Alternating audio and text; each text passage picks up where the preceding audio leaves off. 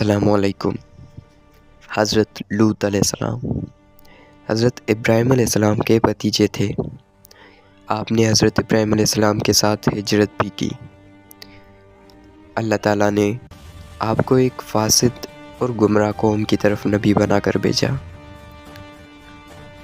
قرآن فرماتا ہے، اور لوط کو ہم نے نبی بنایا جب اس نے اپنی قوم سے کہا، کیا تم وہ بے حیائی کرتے ہو جو تم سے پہلے دنیا میں کسی نے نہیں کی؟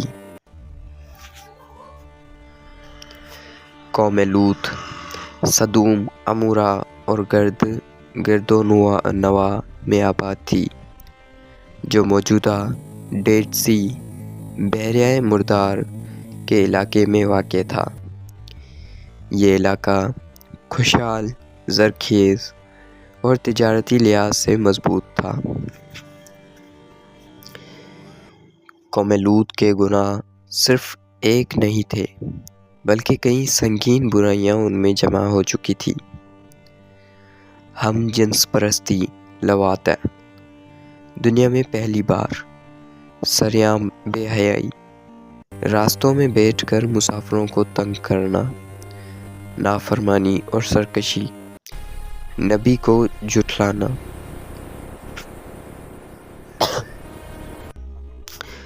قرآن کہتا ہے، کیا تم مردوں کے پاس شہوت سے جاتے ہو اور عورتوں کو چھوڑ دیتے ہو، بلکہ تم حد سے گزرنے والی قوم ہو۔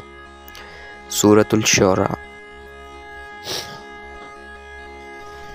حضرت لوط علیہ السلام نے نرمی سے سمجھایا، اللہ کے عذاب سے ڈرایا، پاکیزہ نکاح کی طرف بلایا۔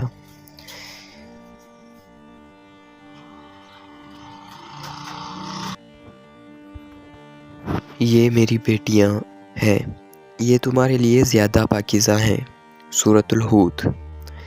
مفسرین کے مطابق یہاں بیٹیاں سے مراد قوم کی عورتیں ہیں، یعنی حلال راستہ اختیار کرو۔ قوم نے مذاق اڑایا، دھمکیاں دی، کہا لوط کو بستی سے نکال دو، اگر تم باز نہ آئے تو تمہیں شہر سے نکال دیا جائے گا۔ سورۃ الشعراء۔ اللہ تعالیٰ نے فرشتے انسانی شکل میں حضرت لوط علیہ السلام کے پاس بھیجے۔ قوم کو جب ان خوبصورت مہمانوں کا علم ہوا تو دیوانہ وار لوط علیہ السلام کے گھر کے طرف لپکے اور قوم دوڑتی ہوئی ان کے پاس آئی۔ سورۃ الہود۔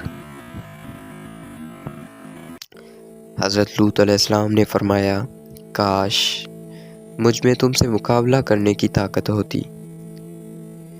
یہ ایک نبی کی بے بسی اور قوم کی انتہا درجی کی گمراہی کا ثبوت ہے۔ فرشتوں نے فرمایا، اے لوط، ہم تیرے رب کے بھیجے ہوئے ہیں، یہ لوگ تجھ تک نہیں پہنچ سکتے۔ حکم دیا گیا، راتوں رات نکل جاؤ، پیچھے مڑ کر نہ دیکھنا، لوط علیہ السلام کی بیوی ساتھ نہ جائے۔ حضرت لوط علیہ السلام کی بیوی ایمان نہیں لائی، وہ قوم کے راز فاش کرتی تھی۔ قرآن کہتا ہے، وہ پیچھے رہ جانے والوں میں سے تھی۔ سورۃ الاعراف۔ یہ واضح پیغام ہے کہ نبی کی نسبت بھی بغیر ایمان کے نجات نہیں دے سکتی۔ قوم پر جو عذاب آیا وہ کئی مراحل پر مشتمل تھا۔ زمین کو اوپر اٹھایا گیا، پھر الٹ دیا گیا، پتھروں کی بارش۔ ہم نے اس بستی کو الٹ دیا اور ان پر پکی ہوئی مٹی کے پتھر برسائے۔ سورۃ الحجر۔ آج بھی بحیرہ مردار دنیا کا سب سے نشیبی مقام، بے جان پانی، زندگی ناممکن۔ قرآن کہتا ہے، اور بے شک تم ان بستیوں کے پاس سے گزرتے ہو۔ سورۃ الصافات۔ نبی صلی اللہ علیہ وسلم نے فرمایا، جس قوم میں لوط علیہ السلام کا فعل عام ہو جائے اس پر اللہ کا عذاب نازل ہوتا ہے۔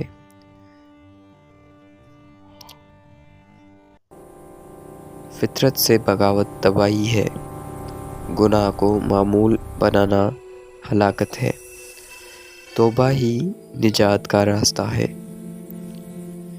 قوم لوط کی داستان محض ایک قصہ نہیں بلکہ ہر دور کے انسان کے لیے وارننگ ہے۔ اللہ تعالیٰ ہمیں قرآن سے عبرت حاصل کرنے کی توفیق عطا فرمائے، آمین۔